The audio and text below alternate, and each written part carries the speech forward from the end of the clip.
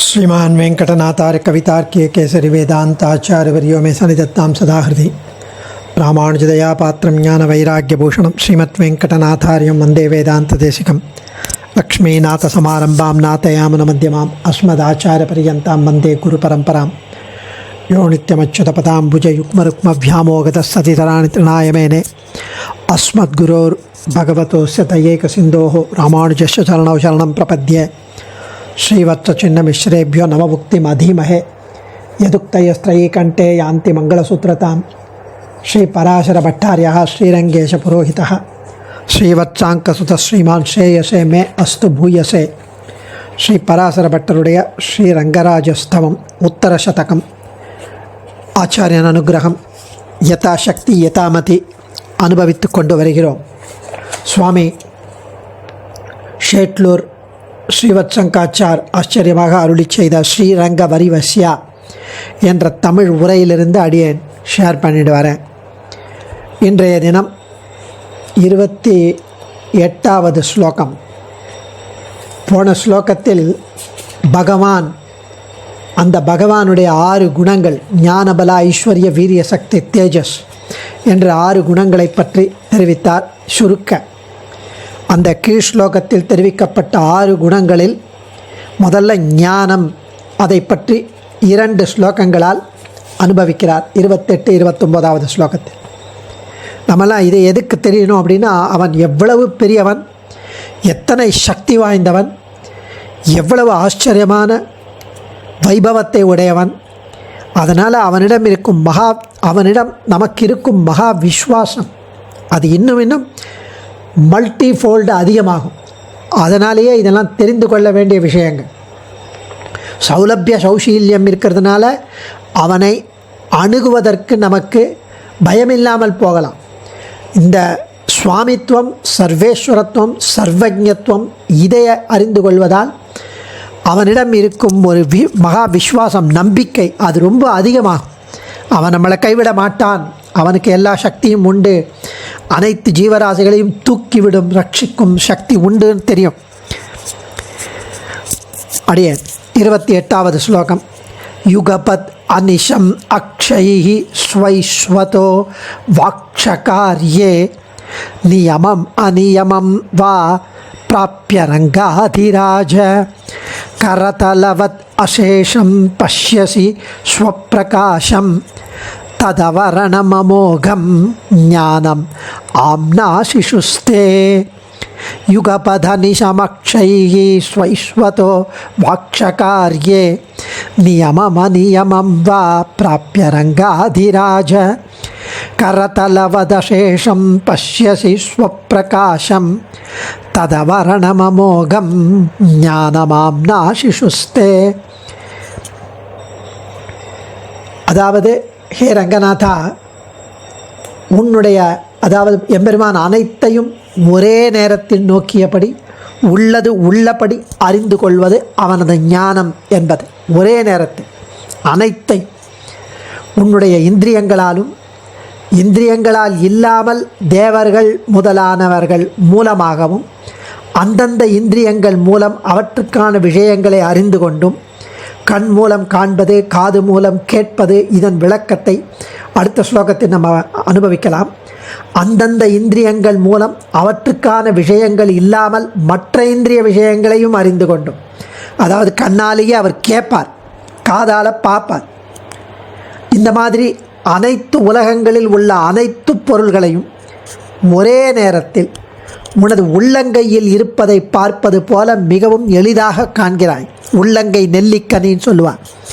ஒரு நெல்லிக்கனியை உள்ளங்கையில் வச்சா எவ்வளவு ஸ்பஷ்டமாக நமக்கு தெரியுமோ, அது மாதிரி அனைத்து விஷயங்களையும் அனைத்து உலகங்களிலும் அனைத்து விஷயங்களையும் ஒரே நேரத்தில் பார்ப்பார். ஒரே நேரத்தில் இப்படியாக உனது அறிதல் என்பது தானாகவே பிரகாசிக்க வல்லது, உண்மையாக உள்ளது. குறைகள் கொஞ்சமும் இல்லாமல், துளியளவும் இல்லாமல் குறைகள் அற்றது. இப்படியாக உள்ள இந்த அறிதல் என்பதை வேதங்கள் உனது ஞானம் என்று முழங்கின. ஹே ரங்காதி ராஜா, கீழே சொல்லப்பட்ட 6 குணங்களை முறைப்படி விவரிக்கத் தொடங்கி அதில் ஞானம் என்ற குணத்தை மேல் 2 ஸ்லோகங்களால் விவரிக்கப் போகிறார். இந்த 28, 29 ஸ்லோகத்தில் எப்போதும் ஒரே காலத்தில் தானாகவே நேரிலே கண்டறிகை ஞானம். ஞானம்னா ஒரே காலத்தில் எப்பவும் தானாகவே நேரில் பார்க்குற மாதிரி கண்டறிதல். இந்திரியங்களின் வழியாகவோ தர்மபூதத்தின் ஞானத்தினாலோ ஞானமயமான ஆத்மாவிற்கு இருக்கிற குணமாக உள்ள ஞானம், அதுதான் தர்மபூத ஞானம். நம்ம ஞானம் அப்படிங்கிறது நம்மளுடைய ஆத்மாங்கிறது ஞானஸ்வரூபம், அதனுடைய ஆட்ரிபியூட், அதனுடைய குணம், அது ஞான தர்மபூத ஞானம். அந்த தர்மபூத ஞானத்தினாலோ இல்லை இந்திரியங்களாலோ கண்ணாலே ரூபத்தை பார்ப்பது, காதாலே சப்தத்தை அறிவது, இத்தகைய நியமங்கள் ஒன்றுமே அவருக்கு கிடையாது.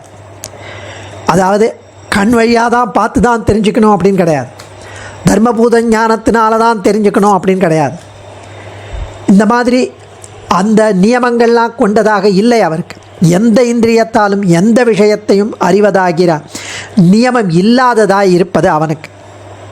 சகல பதார்த்தங்களையும் ஒரே கணத்தில் உள்ளங்கை நெல்லிக்கனி போல நித்தியமாக தேவரீர் சாட்சாத்கரிக்கிறீர், கண்டுகொள்கிறீர். இத்தகைய சாட்சாத்காரம் தானே பிரகாசிப்பது, மறைப்பு ஏதும் இல்லாதது. இவ்வாறு உள்ளது உள்ளபடி அறிவது ஞானம் என்று உபனிஷத்துகள் கூறுகிறது. நான் சொல்ல. ஹே ரங்காதிராஜா ஸ்ரீ ரங்கநாதனே, துவம் தேவரீருடைய யுகபதனி சமக்ஷை ஸ்வைஸ்வதோ வாக்ஷகாரியை நியமம் அநியமம் வா பிராப்பிய ரங்காதிராஜ கரதலவதசேஷம் பஷ்யசி ஸ்வப்பிரகாசம் ததவரணமமோகம் ஞானமாம் நாசிஸ்தே. ஹே ரங்காதிராஜா ஸ்ரீ ரங்கநாதனே, துவம் தேவரீர் ஸ்வை அக்ஷை, ஸ்வை தேவரீருடையவனமான தேவரீருடைய அக்ஷைகி கண் முதலான புலன்களாலேயோ இந்திரியங்களாலேயோ வா அல்லது ஸ்வதஹ புலன்கள் இல்லாமல் தாமாகவோ அக்ஷகாரியை கண் முதலானவைகளின் செயலாகிய பார்வை முதலானவற்றில் நியமம் இதனால் இதைத்தான் உணர முடியும் என்றவாறான கட்டுப்பாட்டையோ அநியம் வா அத்தகைய கட்டுப்பாடு இல்லாத நிலைமையையோ பிராப்பிய அடைந்து அனிஷம் எப்போதும் அசேஷம் நித்திய விபூதி லீலா விபூதி என்ற எல்லா இடங்களிலும் உள்ள எல்லாவற்றையும் யுகபத் ஒரே நேரத்தில் கரதலவத் உள்ளங்கையை காண்பது போன்று பஷ்யசி நேரில் கண்டு வருகிறேன். ஸ்வப்பிரகாசம் இது தனக்குத்தானே ஒளிர்வதும் அவரணம் மறைவு சிறிதும் அற்றதும் அமோகம் வீணாகாததுமான தத் அந்த சாட்சாத்காரத்தை நேரில் கண்டறிவதை தே தேவரீருடைய ஞானம் பேரறிவாக அறிதல் என்பதாக ஆம்னாசிஷு உபனிஷத்துக்களும் அதை கற்றுணர்ந்த சான்றோர்களும் ஓதி வைத்தனர் என்கிறார். அதாவது நமக்கு எதிரில் உள்ள பொருள்களை கண் இருந்தால்தான் காண முடியும். ஒரே நேரத்தில் உலகத்தில் எந்த மூலையில் எது நடந்தாலும் அதை நேரில் காணக்கூடிய நிலை பகவானுக்கு எப்போதும் உண்டு. எந்த நேரத்தில் எது நடந்தாலும் ஒரே நேரத்தில் நேரில் காணக்கூடிய நிலை பகவானுக்கு எப்போதும் உண்டு. யோகிகளுக்கு கூட இருக்குது. யோகிகளும் ஞான திருஷ்டியில் பார்க்கலாம். ஆனால் அது பரமாத்மா அனுக்கிரக ரூபமான யோக சித்தியால் வந்தது. இது அப்படி கிடையாது. ஸ்வாபாவிகி ஞான பல கிரியாச்ச என்று உபனிஷத் காட்டியபடி பகவானுக்கு இது ஸ்வத சித்தம், தானாகவே வருவது. இதை ஸ்ரீமன் நாதமுனிகள் என்ற ஆச்சாரியன் தாம் அருளிய நியாய தத்துவம் என்ற சாஸ்திர நூலின் மங்கள ஸ்லோகத்திலேயே தெரிவிக்கிறார். யோ வேத்தி யுகபத் சர்வம் பிரத்யக்ஷேண சதாஸ்வதா தம் பிரணம்ய ஹரிம் சாஸ்திரம் நியாய தத்துவம் பிரச்சக்ஷ்மஹே. யோ வேத்தி யுகபத் சர்வம் பிரத்யக்ஷேண சதாஸ்வதः தம் பிரணம்ய ஹரிம் சாஸ்திரம் நியாய தத்துவம் பிரச்சக்ஷ்மஹே. தத்துவத்ரய சிந்தனாதிகாரத்தில் வேதாந்த தேசிகன் ஸ்ரீமத் ரகசியத்ரயசாரத்தில் இந்த ஸ்லோகத்தை எடுத்து காட்டுகிறார், விளக்கி காட்டுகிறார் இந்த ஞானத்தை பற்றி தெரிவிப்பதற்கு. யுகபத் சர்வம் யோவேத்தி யுகபத். யுகபத் இந்த இடத்துல எல்லாம் அவருக்கு தெரிகிறது. அதே யுகபத்தை இங்கே எடுக்கிறார் சுவாமி பராசர பட்டர். ஒரே நேரத்தில் யோவேத்தி தெரிந்து கொள்வான். சர்வம் பிரத்யக்ஷேன சதா ஸ்வதகா. பிரத்யக்ஷமா சதா எப்பொழுதும். சர்வ அதாவது சர்வஜத்துவம். சர்வ எல்லாவற்றையும், சர்வ எல்லா காலத்திலும், சர்வ எல்லா விதமாகவும், அதாவது எந்த இந்திரியத்தாலும் எந்த இந்திரியத்தின் செயலையும் செய்ய திறமை உடையவர். காதில் தான் கேட்கணும்னு கிடையாது, எந்த இந்திரியத்தாலும் கேட்பார். கண்ணில் தான் பார்க்கணும்னு கிடையாது, எந்த இந்திரியத்தாலும் பார்ப்பார். சர்வம் எல்லா விதமாகவும் அறிபவர். அதனால் இந்த யோவேத்தி சித்தோபாய சோதனாதிகாரத்திலையும் வேதாந்த தேசிகன் இந்த நியாய தத்துவ ஸ்லோகத்தை எடுத்து யுகபதகிலம் பிரத்யக்ஷேண ஸ்வதா சததம் விதன் நிரவதி தயா திவ்யோதன்வான் அசக்கிய விவர்ஜிதா ஜலதி சுதயா சார்தம் தேவோ ஜகத் பரிபாலயன் பரமபுருஷா சித்தோபாய பிரதிஷ்டபர சதாம் என்ற ஸ்லோகத்தை அங்கு தெரிவிக்கிறார். அதையும் இங்கே அனுசந்திக்கணும்னு ஸ்ரீவத்சங்காச்சார் எடுக்கிறார். எம்பெருமானுக்கு நம்மை போன்ற கரணாதீன ஞானம் கிடையாது. நம்ம கண்ணால் தான் பார்க்க முடியும், கண் இல்லைன்னா அவ்வளோதான் பார்க்க முடியாது. அவருக்கு அப்படி கிடையாது. அதனால்தான் சர்வஜத்துவம். அபாணிபாதோ ஜவனோ கிரகீதா பஷ்யத்ய சக்ஷு சஸ்ருணோத்திய கர்ணகா அப்படிங்கிறார். எம்பெருமானுக்கு நம்மை போன்று கிடையாது. அப்பாணி கை காலெலாம் கூட பார்ப்பார், அவர் கண்ணால் கூட கேட்பார். அந்த மாதிரி அடியேன் மேலும் நாளை அனுபவிப்போம் ஞானத்தை பற்றி. ஆச்சாரியன் திருவடிகளே சரணம். கவிதார்க்கிக சிம்ஹாய கல்யாண குணசாலினே ஸ்ரீமதே வெங்கடேஷாய வேதாந்த குரவே நமः.